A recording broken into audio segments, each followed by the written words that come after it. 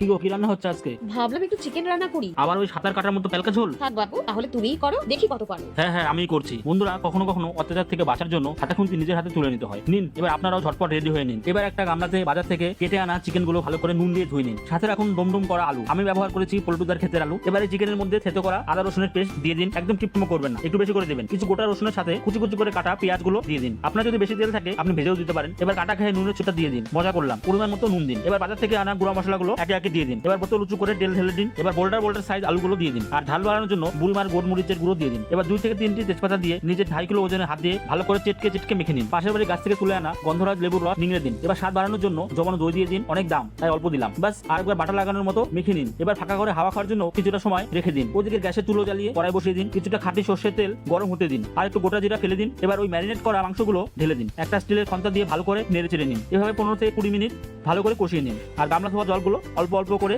এবার মিশিয়ে নিন। এবার একটু মিট মশলা গুঁড়ো আর গরম মশলা দিয়ে দিন। ব্যাস, নামানোর আগে ধনিয়া পাতা কুচি দিয়ে গরম গরম ভাতে পরিবেশন করুন।